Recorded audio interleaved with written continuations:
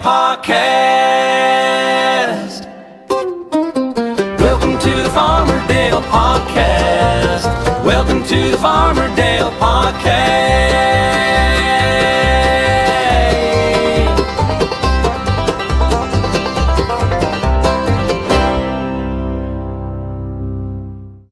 Well, hey, everybody. Welcome to the Farmer Dale Podcast, and I think this is episode number 7. I've got a very, very special guest today. I think you're really going to enjoy him.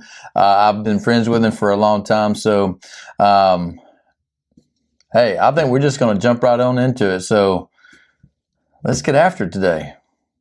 Hope y'all enjoy episode number 7. All righty. Well, I told you I had an awesome, just fantastic special guest today who risked his life to get here, by the way, because getting on Braden Road was a little slippery. It's a little bit. Not bad. Not bad. So anyway, I'm so excited because I've been friends with Jeremy Wilbur for a long time, and we'll kind of talk about how we met and how we got into that story. But Jeremy works for the FCA, and as we go through today, where he's going to talk about his life and how he got to be where he is today and how God got him to be here, and has led his whole entire life pretty much. We met. I was teaching at Millington Middle School, teaching PE. Wasn't coaching, but I was just teaching. And Jeremy walks in the gym, and I'm like, didn't know who he was, right? So struck up a conversation, and then I remember we went back into our little office area, if you remember that, and we sat down and we talked for a little while. But that's how we got to know each other. And that was I'm trying to think what year that was. About 17 years ago. 17 years ago. That's a long time. So we'll come back to FCA and about your story, but let's get to the heart of the podcast here, and that is vegetables. Vegetables. Growing the garden. This is going to be really good. Yeah. Yeah. What is your favorite vegetable? My favorite vegetable, probably 2, but I'd probably say macaroni and cheese. Right? That's not on every vegetable plate you can get. You go to a restaurant, it's on there. But I do like fried okra. I will tell you that. That is the one. Okay. But it's got to be fried pretty crispy, and a lot of fried stuff on the outside of it. No slime. I've got a joke about slimy okra, but we'll save that. Okay. So we'll do that. Molly loves that one, but we'll do that off video. We'll talk about Molly today too. Yeah, there you go. That'd be pretty good. So fried okra, yeah, we grow okra. Yeah. Your kids actually love vegetables. They actually eat vegetables, salads. They eat all those things. Yes. Yeah. And your wife most definitely does. My wife definitely does. Me, on the other hand, I'm working on it. Like I said, mac and cheese, corn. I do corn. Okay. But that's about it. Green beans, but they got to be out of a can. So that's kind of... That's what Jenny is. Jenny will only eat green beans out of a can, and our daughter goes, that's not really green beans. Correct. Casey tells me the same thing, but that's about the only way I will eat them. So, and they actually have to be the French cut. They can't be the bigger green beans. So, oh, really? Yeah. Yeah, Jenny will eat either green bean, I think. No. We eat them all the time, and we talked about that on a previous podcast with Jenny. Was we didn't really like, we've grown green beans, but we didn't like the fresh green bean. Yeah. Whether I didn't cook them right, or I don't know what it was. But I have a can though. We'll eat those all day. Yeah. So back to the corn. Yeah. Corn on the cob or cream corn. So I do love cream corn. Okay. Like cream corn but I'll eat corn on the cob. So I do like corn. Like a lot of butter. To go with it. A lot of butter. You put salt and pepper on your corn on the cob? No, I'm cool. Just butter on it. I mean, I can do the salt and pepper, but I normally make a little mixture and salt and pepper and melt the butter and then roll them. There you go. I probably eat that. It's really good. Yeah. But that's about the extent, probably, of my vegetable intake. So yeah. So what would be your go-to food? Like, my favorite. Yeah, I mean, I could eat a cheeseburger and fries pretty much every day. Yeah, and be fine. I could do that all the time. So that's cheeseburger, fries. I eat a lot of pizza, chicken tenders. What type of pizza would just cheese? No, meat lovers. Okay. Yeah. So I like the meat. Yeah. But if it does have a vegetable on there, I will pick it off or pass on it. But I'm trying to eat more protein. I'm getting older, right? So they tell me I'm supposed to have more protein. So I'm trying to eat more protein. I feel like I ate a lot of protein, but also eat tons of carbs, but that's okay. Yeah, So I love some carbs too. we're working on it. 'Cause I love Baby steps. I love potatoes. So Love potatoes. yeah, I can eat potatoes in any that's my. I guess form or that's. fashion. Is that a vegetable? Yes. There we go. So there you go. Yes, it is. And when I was a little kid, I used to go out with family. Would go out to eat, and you would get your meat, but then you get like 3 or 4 sides with whatever meat you had. That's different now. But I would get French fries, mashed potatoes, a baked potato, and what other potato they I had do on the them. exact same thing. Ask Casey. I always get baked potato and fries. What's Casey's favorite vegetable? Do you think? Oh, I don't know what her favorite vegetable would be, because she loves vegetables. So she does like the time that I think you brought her squash. I know she doesn't eat it much because I don't eat it, so she doesn't have it at the house much. But she does. I don't know if she has a favorite. That'd be a good question. I'll have to ask her. But she pretty much. I don't know if there's a vegetable she doesn't eat. She would probably rather have vegetables and salads than. Yeah. That's good. That's good. So, have you ever tried to grow anything? No. Any garden or anything? I've not. Partly because I'm not. Casey ever I'm not going to eat it. She is not. Okay. She is not. So I'm not the best at growing things. Yeah. I did replace and put 2 bushes in front of my house. Now, obviously, with this weather, I think they're going to be dead, and I'll have to do it again because I didn't cover them up. They'll probably live. I didn't cover them up because I'm thinking, no, they're bushes. Well, how long ago did you plant them, though? Over the summer. Yeah, so we'll see. They might make it. How big were they? Not very big. I mean, they started about like this. Yeah, they made it. Yeah, they didn't grow as quick as they were supposed to. Yeah. I don't think I dug it out enough, but that's okay. That's fine. Yeah. All right, so sports. That's where I'm at. Yeah, so we'll get to the sports world here in a little while because it's both our worlds for a long time. So your family, kind of tell me about your family. You got 3 girls, and a wonderful wife. Yep. So married to my wife. Married up, Casey. Sure. I did married up. So we've been married, I guess, 16 years this May. So when I met you, you were not even married. I was not even married. Were you dating Casey at that time? I would have been dating Casey at that time. Okay. Yes. So married to my wife, Casey, and then I have 3 daughters. So Riley is in 7th grade, Ellie's in 5th grade, and then Molly is in 1st grade. Wow. I think 1st grade, yes. Wow. Our good friends have 3 daughters, and they're all grown now. One's married, but I was like, I don't know how you did it with 3 girls. Yeah, so it's a wacky world. I'm learning. So I had 2 brothers, and obviously with FCA, I spent a lot of time around male athletes, and so 3 daughters. Yeah. I'm still learning. I don't respond the way that I always should. Got to remind myself it's not a locker room. Yep. But it's good. But yeah, they are all have their own personalities, and so it's good. I know a lot of dads do this with their daughters. I didn't necessarily do this because I was just trying to survive, I guess, and I didn't really know that it was a thing, but they would take their daughters out on dates. So I'm not the best at that. Okay. Now, what I have done is each one of my daughters in 5th grade, their 5th grade year, I take them on a daddy-daughter trip. So Riley in 7th grade, she's in 7th grade now, so she was in 5th grade.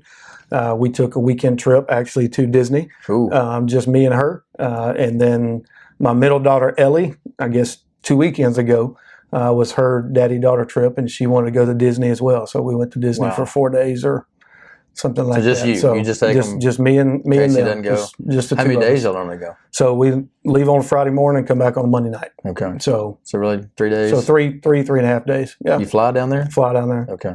And you're from the state of Florida. I am from the state of Florida. You grew up in Florida. Yep, Do y'all have that family pass down there? No, we didn't. We don't have the family pass, so I don't get the discount. That's really sweet, though, to get that family pass. It is. I have family there. My brother still lives there, but he's not offered that to me yet, so I don't know how that works. I don't know if you can do that or not. But you probably can't. But yeah, so I'm not the dating, not so much, but like I said, kind of their 5th grade year, just a daddy-daughter trip, just the 2 of us. That is a really cool idea. It's a really cool idea. Before they hit teenage years, I guess. Yeah, so, that is really awesome. I've always heard, daddies doing that so they would help them understand, what a date looks like and how a man should treat you and that kind of stuff. So I think that's, I don't know if I did a very good job on that. My daughter married a wonderful man, so I guess she did really well on that. But it's different. All right, well, you live in Arlington. Live in Arlington. Been living there for a while. And we moved there right before or right after my oldest was born. So Okay. what is she? She's 12. She was born in 2000. Yeah. No, yeah, she's 12. I think she's 12. Yeah, and your kids go to Arlington schools. 13. Maybe she just turned 13. She just turned 13. 13. I don't know. I just know she's in 7th grade. That's why I tell people the grade they're in, not the age. But yes. So I think that's right. She was born 2012. So there you go. There you go. So her birthday. And I'm not a math major. That's why I got into PE. She's 13. So But you're good at math, though. I was a math major. You're a math major. Yeah. But I don't remember their ages. I just go by grades. But she is 13. There you go. My kids were 2 years apart, almost exactly 2 years exactly, August and October. So I can always keep up. As long as I can remember how old Brooke is, I can remember how old Cole is. Now, Jenny, don't ask me how old she is. Yeah, I just go by the grades. That helps me out. So how was it growing up in Florida? And I mean, you lived there your whole entire life. Well, I guess y'all traveled around a little bit, though, because your dad was a pastor. So my dad was a pastor. So actually my childhood was just south of Atlanta. Okay. I was actually born in Chattanooga, but I lived there for less than a year. Yeah. But the majority of my childhood was just south of Atlanta. And then we moved to just north of Jacksonville, Florida, my 6th grade year. Okay. And so then I lived there all of teenage years, college years, and then after college, moved up to Memphis. And where'd you go to college? So I went to Jacksonville University, the Mighty Dolphins. Yep, the Mighty Dolphins. So, But you're really a Florida State fan. I am a Florida State fan. I was a Florida State fan before I even moved to Florida, when I still lived in Georgia. So kind of like me. I mean, I've been an Alabama fan my whole entire life, but part of it was timing, right? I mean, me being in 1990, right, when Florida State kind of had that run in the 90s, I was 7, so from 7 to 17, that was kind of there. So, and we thought they were going to be awesome this year. They came out and beat Alabama off the bat. Hey, it was like, oops. One claim, yeah. So we won't talk about Florida State football right now, but that's okay. Did you meet Mike Norville while he was here? I did not. Okay. No, Before you went down we didn't have anything with them. So, I mean, I did meet Bobby Bowden. Very funny story, but. I heard him speak one time at the Highland 100. Is that what they call it? Mm-hmm. I heard him speak one time at the Highland 100, and he was really, really good. So I've met him twice, and both of them were very awkward interactions, but it's okay. On me, not on him. But, okay, yeah. I was kind of he looked like one of those people that you would have to really sit down to talk to, right? You just a passing conversation probably wasn't going to work with him. Yeah. But he looked to be pretty cool. Yeah. All right. So kids, family, your church life here in Memphis. Mm-hmm. Where do you go to church? So I attend Bellevue. Okay. So when I actually moved here from Florida, when I moved here to get my master's in seminary, I actually served on staff at Bellevue in the college ministry. I was an intern. Is what they were called at the time in the college ministry there. Okay. And just have been there ever since. Came out when Bellevue Arlington was out in Arlington. Yep. Came out to kind of help start that and was there, and then just went back to the main campus. Was Jay Stevenson on staff when you got there? Did he come after you? No, so Jay came after me. Jay came after you? Yeah, Jay came after me. Okay. Yeah. So Jay came after me. But yeah, so that's where we attend, lead life group and things there. So y'all lead your own life group? Yeah, we lead they still call us Young Married. Young Married? Yeah. So we have life group there that actually is kind of unique we have one couple that's in the early 20s and we have another that's right at 50. So it's kind of unique. Yeah. More of a catch-all. Now that we're at Manor, and Manor's a startup, right? Mm-hmm. So they're having what they call community groups.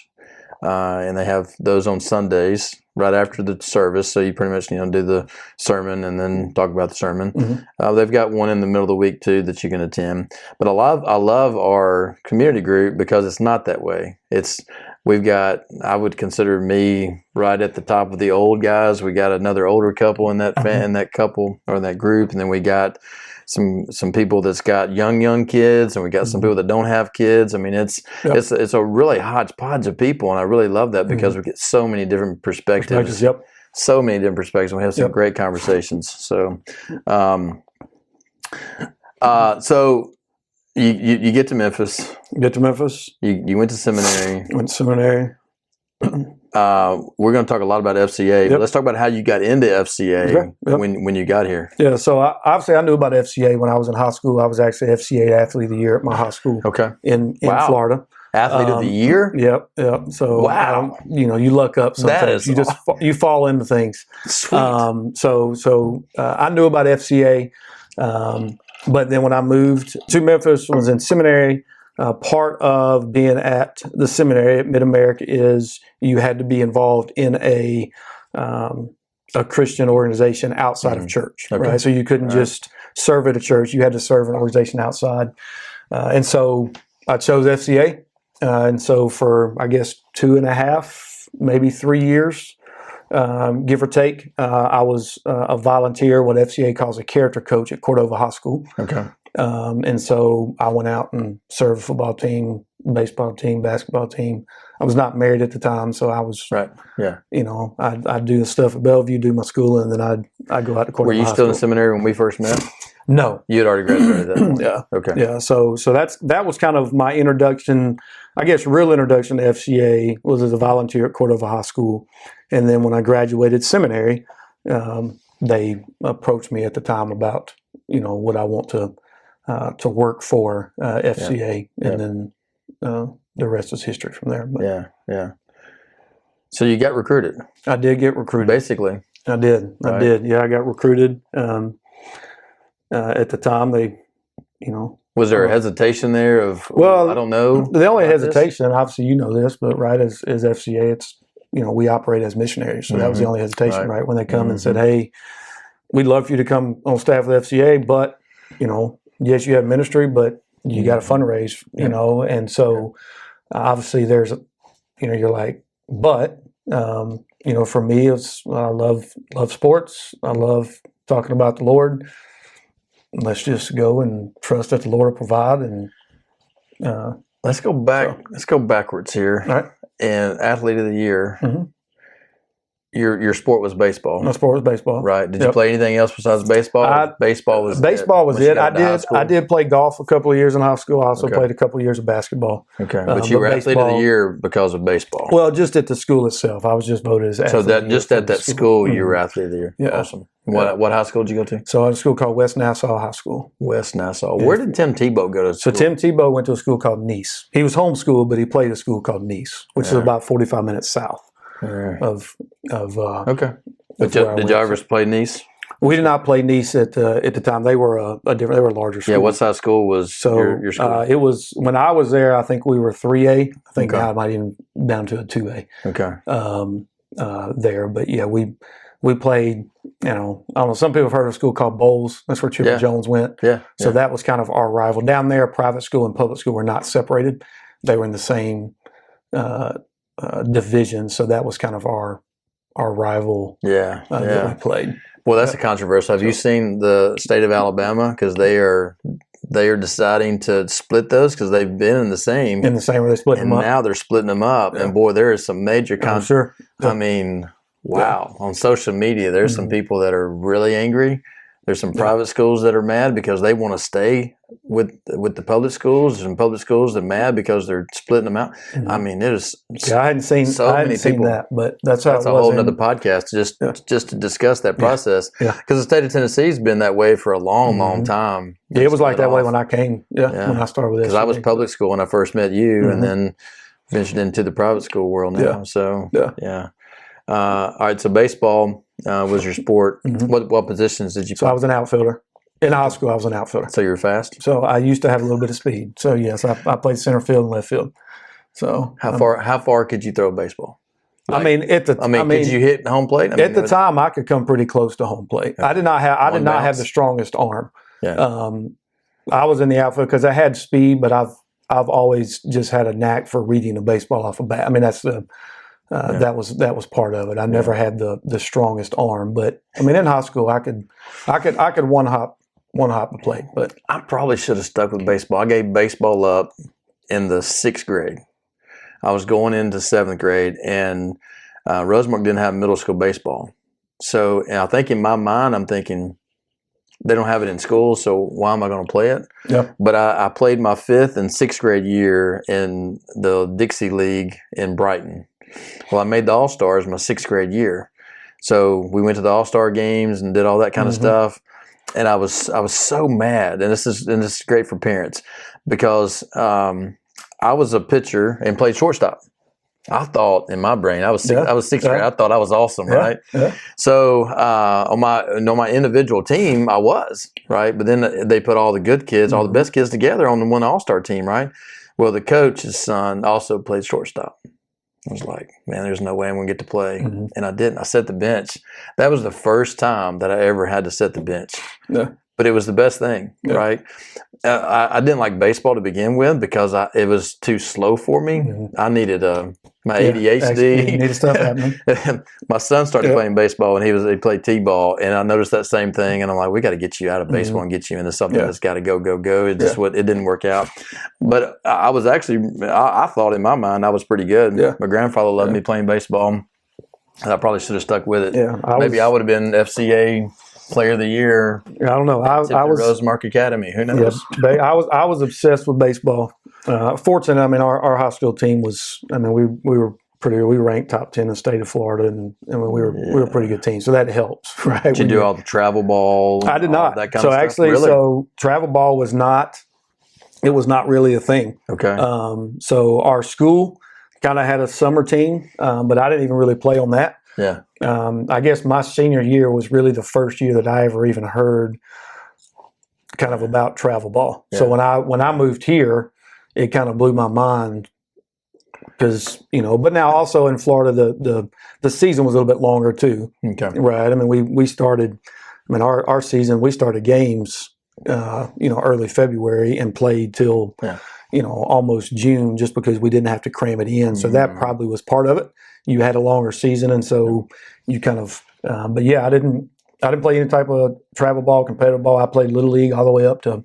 That's all I played. Our Little League was we had a pretty good Little League, and then that turned into our high school team.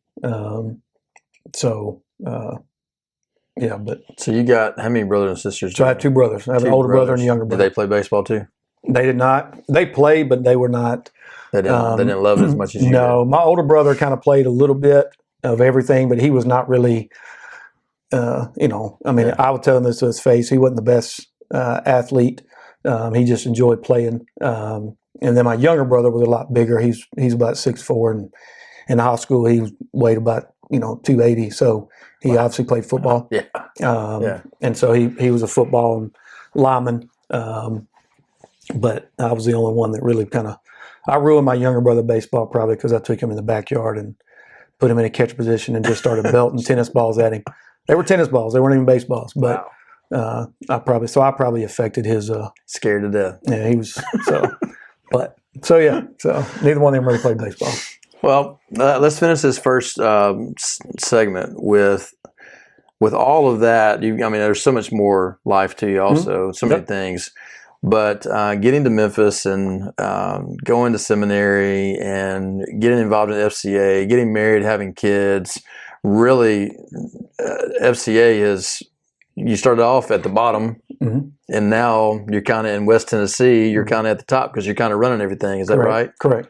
Yeah. So we'll get into that in the second segment, but let's talk about what are your thoughts about how you allowed God to just lead your life, or did you direct any of that? Because I know in my story that I shared with Jenny was that we stared it a little bit, and he was like, slapped us a couple of times and like, no, that's not where I want you to be. So tell me how your thoughts about how God's really directed your life. Yeah, well, to go back before I even moved here to Memphis, I surrendered my life to full-time ministry. The first time I did it, I was about 12, but I had some people in my life that tell me I was too young to know that then.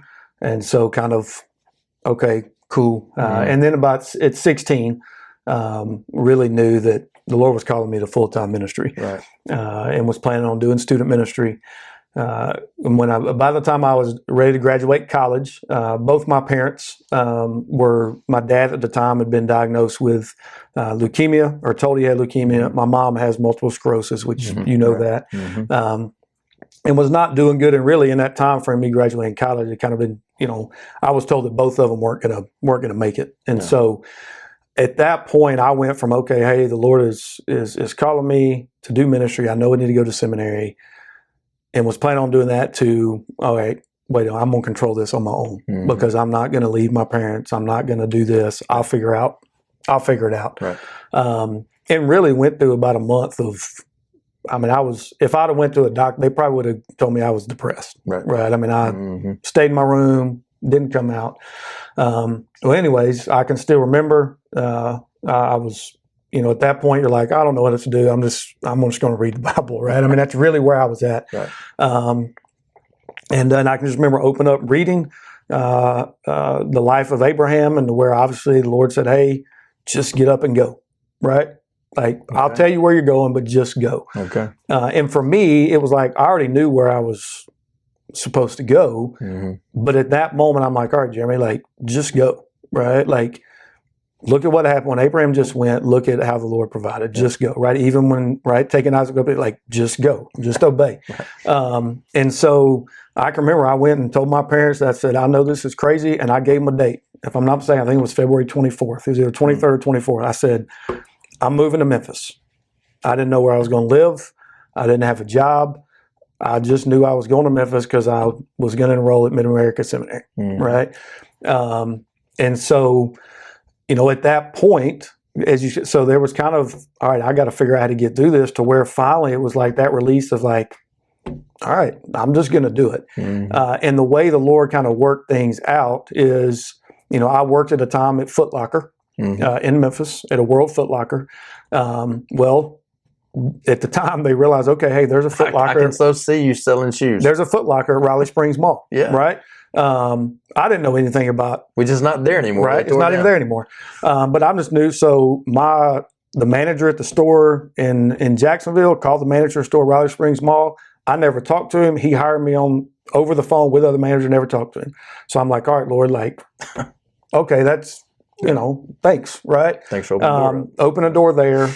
My cousin allowed me to move in with him. And so still, and then really when it hit is, as you said, I have a math degree. I'm a true math nerd. And so I'm not. I was tutoring, or I found out an opportunity to tutor. And so I went and visited this facility, and she was meeting with me, and she looked at me and she kind of started crying. And I'm like, why are you crying? And she said, well, she said, I've been praying for a month that the Lord would send me a male with a math degree. Oh, no. And I'm thinking, well, I'm a male.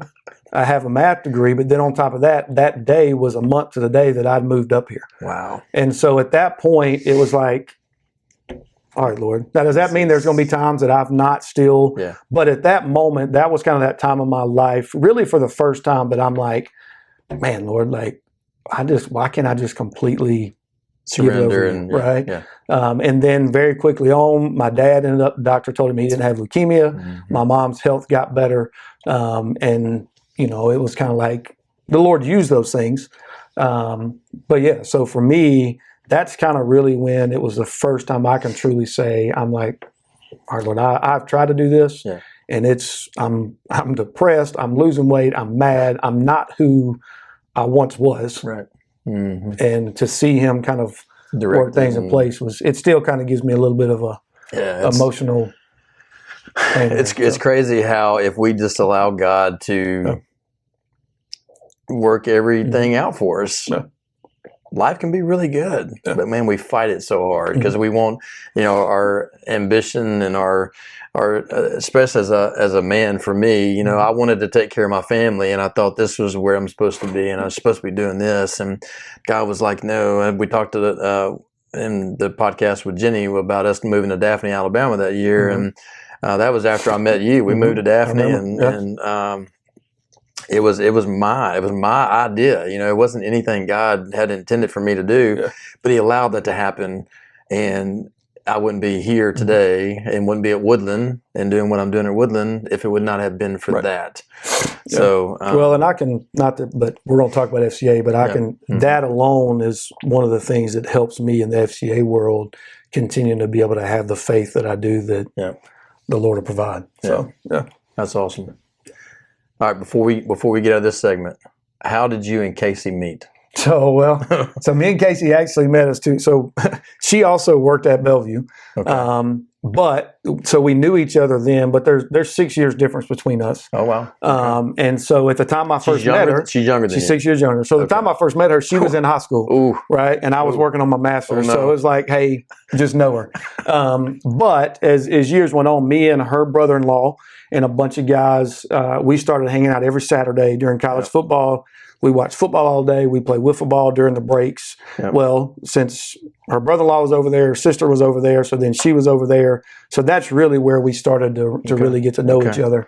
Robbing the cradle. So I was robbing the cradle. Yeah. Wow. I robbed the cradle there. But yeah, it's always interesting. I'm so interested in how people get together and how they meet, and just, I mean, it's just crazy. Some crazy stories. Yeah. So knew each other was really through just hanging out with her brother-in-law and kind of interacting that way. Yeah, and her brother-in-law is a preacher. He is. He's really good. He's really good. Maybe we'll talk about him some point. Yep. All right, well, let's take a break. All right. And then after that, we'll come back and really dive into what Jeremy's doing with the FCA right now. Yep. We'll be right back. Today's episode is brought to you by Dewey Dillard with Groome and Company. He's a real estate agent. He has many, many years, 33 years exactly, of experience in the real estate world. He has a passion to help people, and real estate fills that need. Buying and selling your home can be very stressful and involves so many decisions, financial decisions. Where am I going to live? Where do I want to live? How big of a house do I want to buy? That can be very stressful. Dewey is going to help you out with that. He loves helping young couples and families buy their first home. That's right. I remember my first home. Loved it. Wished I still had it. But hey, Dewey Dillard, you need to call him today at 901-218-1958.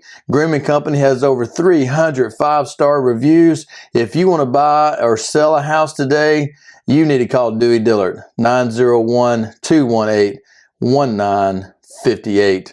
Call Dewey today. All right, welcome back to the Farmerdale podcast. We've already talked about gardening. We've talked about Jeremy's life, a little bit about his family and all that kind of stuff. We talked a little bit about FCA, so we're going to talk a little bit deeper about the FCA. We had FCA when I was in high school, but it's not what it was now. What it was, or what it is, it's not. Anyway, it wasn't what it is now.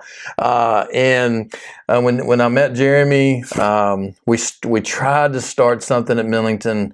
It was so rough trying to get it off the ground. In middle schools, we're going to talk a little bit about that too, about the different ages and that kind of stuff.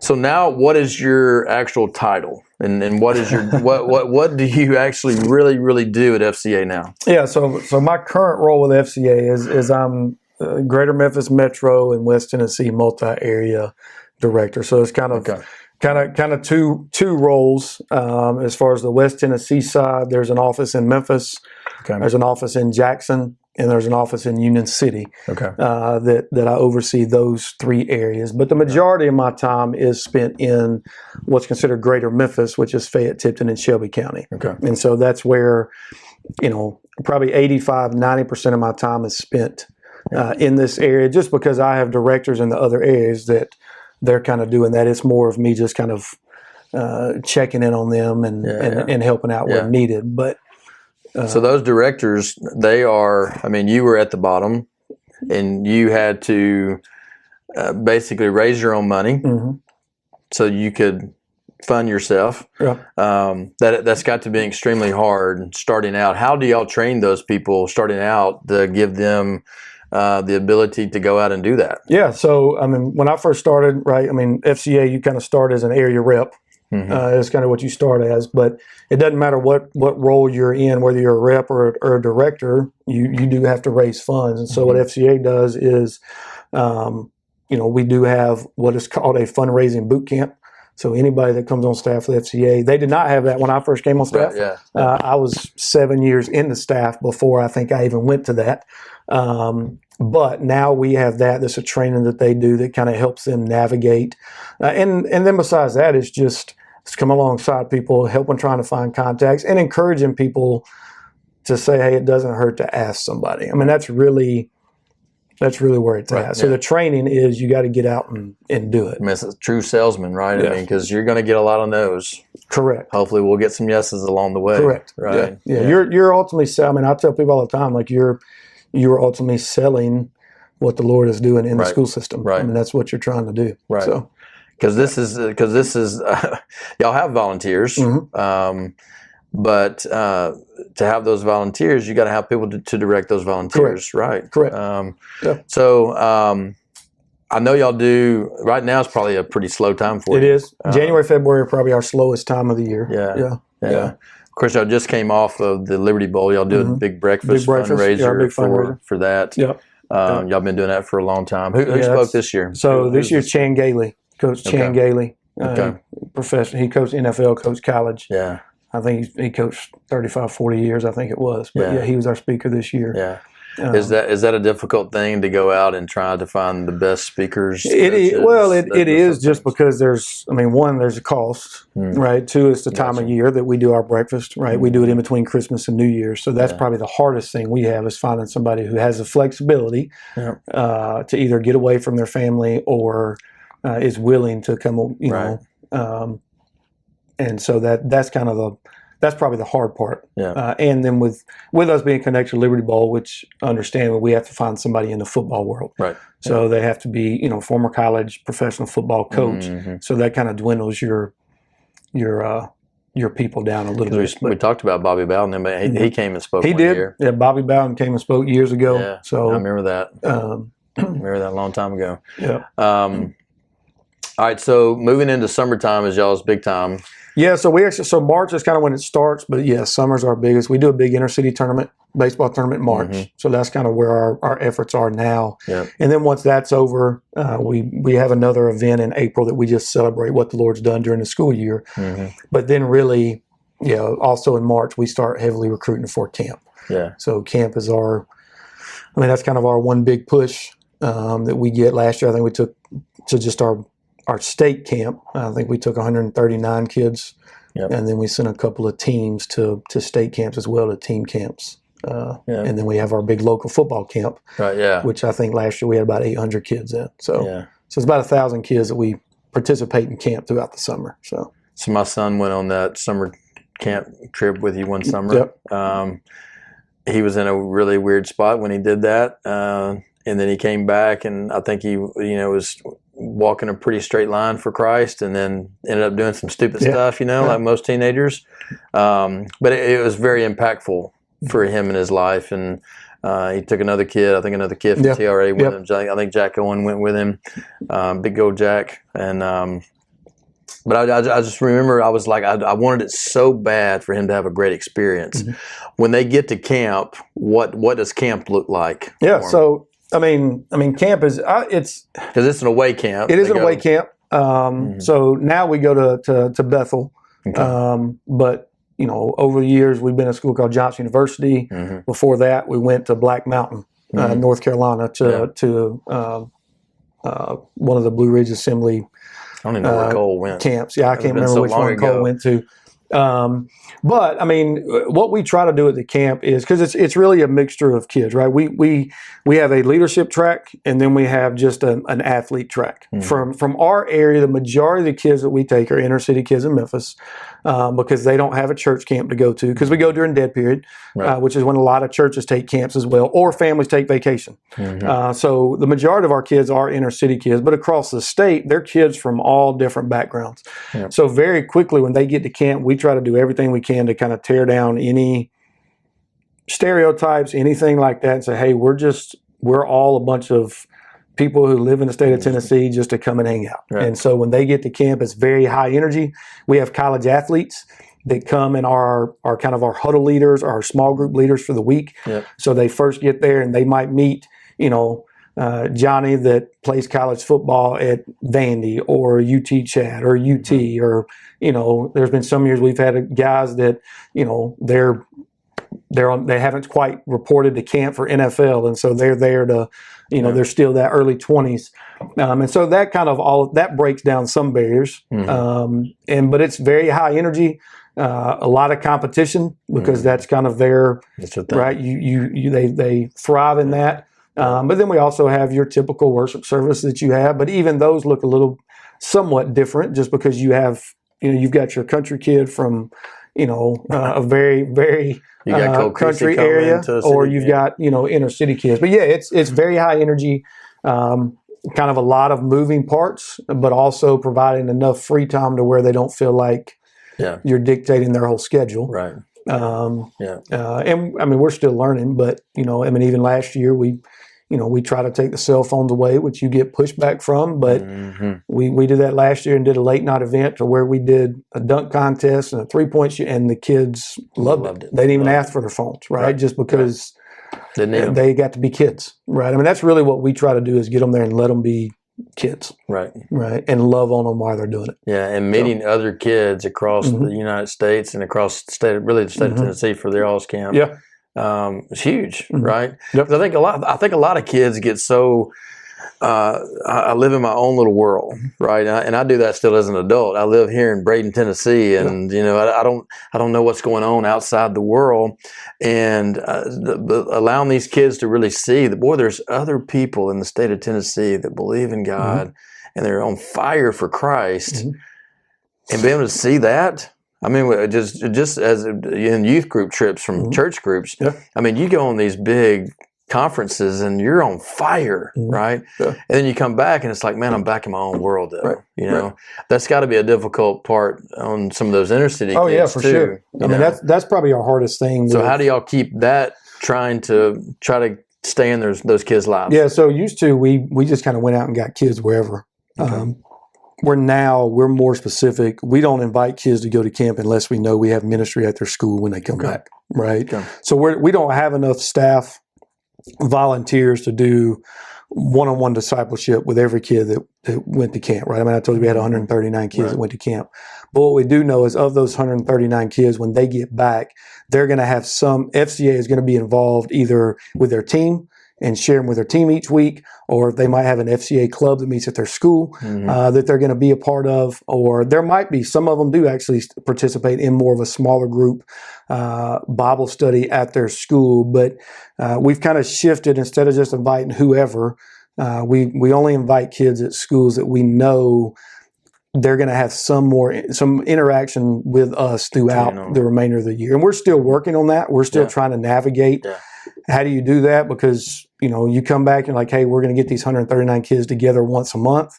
Well, that sounds good, but when 115 of them have no transportation, it doesn't work, right? So you got to kind of figure out. So that's what we do, is we go to teams to where we either have a volunteer or us or staff are speaking to on a regular basis. So we know when they get back from camp, like a lot of our kids, we have, last year, I think we had 30 or 40 that actually are baseball guys, but they played in our inner city baseball tournament, and part of them playing in that tournament is their coach gives us as FCA full access to their team during the season. Yeah. So for those kids, we're around them, and then when they go to camp, it's kind of, and then a lot of those kids in inner city, they then turn around and play football. Yep. So then when they get back to school, now they see us coming around their football team. Yeah. So and as a parent, it's so valuable to have other people pour into your kid. Right? Mm-hmm. You could be the greatest parent and the best Christian, or go to church every and get them in youth group and all that, but it's invaluable to have somebody else, especially as a young boy, having another grown man that believes in Christ that's going to speak into that child and truly take an interest in that kid. And I think that's where y'all's volunteers come in big time with that. Correct. Too. Mm-hmm. On football teams and basketball teams and that kind of stuff. It's just not that I wanted somebody else to just take care of Cole and you got him, right? Yeah. But it's I can't put a price tag on that, right? And FCA really has played a big part in that for thousands and thousands of kids, right? Yeah.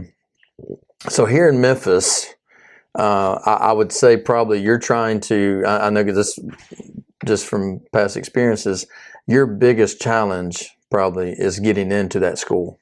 It's finding a coach that is going to be on fire for Christ and really believe in the FCA. And once you do that, you can really start making things Yeah, happen. I mean, that's the hardest thing, and it's, we have some coaches that aren't believers, but they're just grateful to have somebody around their program. Right.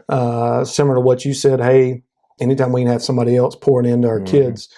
But yeah, I mean, the hardest thing is because once you can find a coach who's a believer and they get it, then your access changes. Right. Right. So now instead of me going out or volunteers going out and getting 5 minutes to share and be done, now all of a sudden we're getting, hey, you can have 15, 20 minutes if you want. And, oh, yeah, you can come hang out on the sideline, or you can hang out in the dugout, or you can, we've had in the past, we try not to sit on the bench at basketball games just because that does sometimes create some issues. If you're down there coaching, that's a problem. Right. But that's when you have a coach who's a believer, then they're like, hey, man, we want you around as much as you can. And then that also helps with administration, right? Because the more that you're there and the coaches are advocating for you, then the administration, even if they're like, I don't know if this is, but all of our coaches or this coach who is a successful coach or one of our better coaches, he loves FCA. So, that's really what we try to navigate is where can we find a coach or an athletic director? Right. Because same thing, if you can find an athletic director,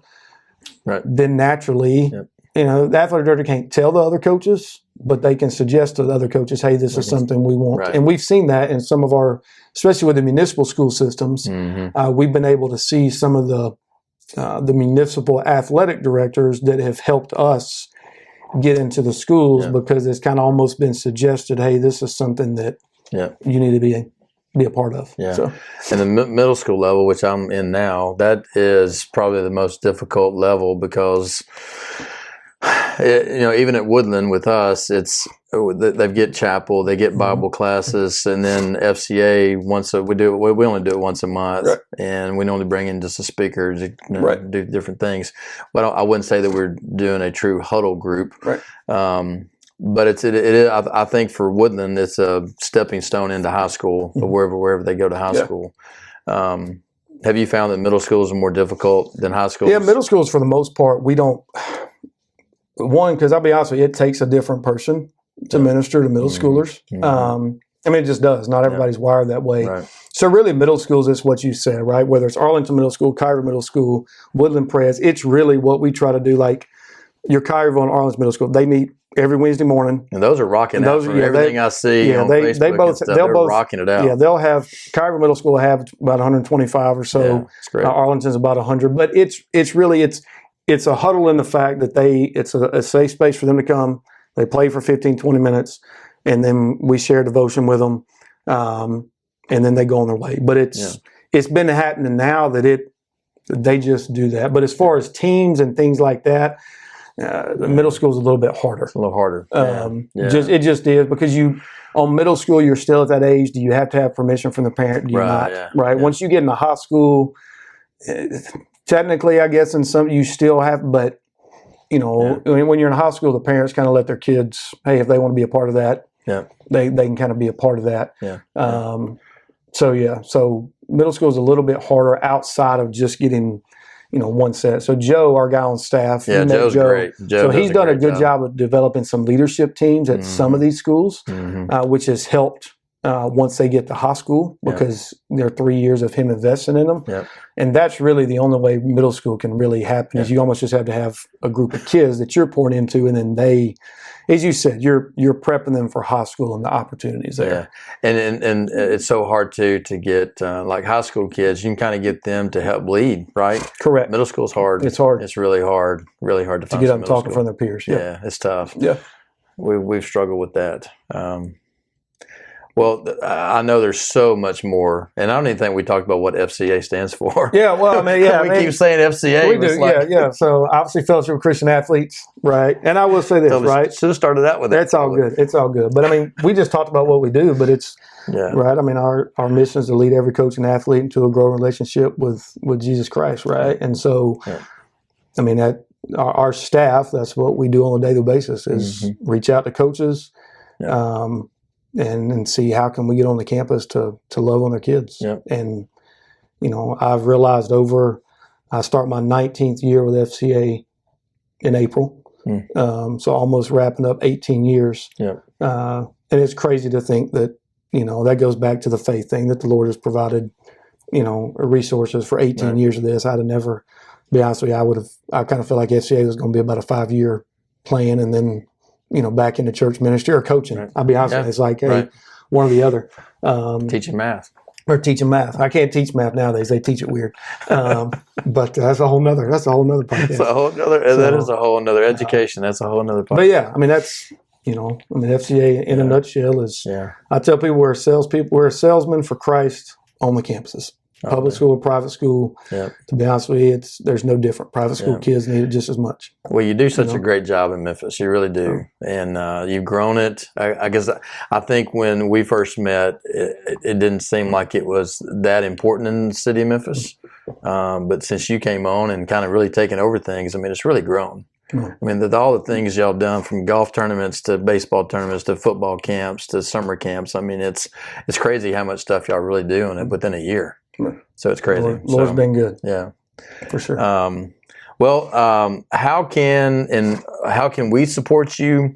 How can we fulfill needs that you have? Yeah. So anybody that's listening, what can they do? Yeah. I mean, for FCA, there's we always say pray, give, go. Right.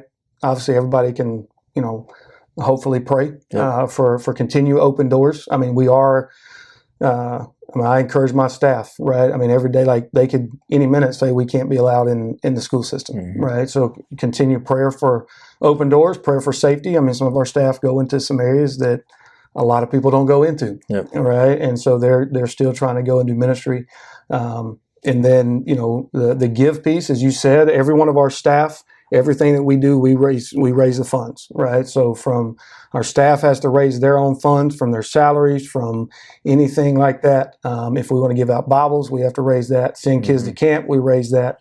All the events that we put on, all that has to be raised in order to do that. So obviously one way, and y'all are gracious and faithful to do that, but is to sign up and partner with us financially, whether that's monthly, whether that's a one-time gift. Obviously monthly helps us budget a little bit better with what we're going to be able to do.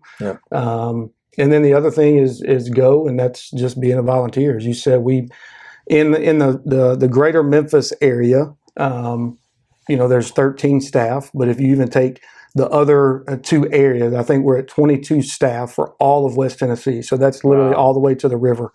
And so when you think about the number of schools, there's no way to do everything. I mean, even in greater Memphis area, there's roughly around 170-ish schools, middle, high school, college, because we have ministry at University of Memphis as well. We didn't talk about that. We didn't talk about So we've got University of Memphis we went from about 6 kids 2 years ago to now we have about 100 kids showing up. But all those things. So we also need people to come alongside and be what we call character coaches. People that'll come and say, hey, I'll come to inner city baseball tournament and keep a scorebook, right? Or I'll show up to a golf tournament and just help check kids in or check adults in, or, hey, I've got a week in the summer, I'd love to go serve at camp, right? There's a lot of ways. It's not everything is a weekly thing. Right. Obviously, we need people that volunteer weekly, but we need some people, as you said, that say, "Hey, I'd love to go out to Woodland Pres and speak at their FCA meeting." Right. Or I'd love to go out to Cairo.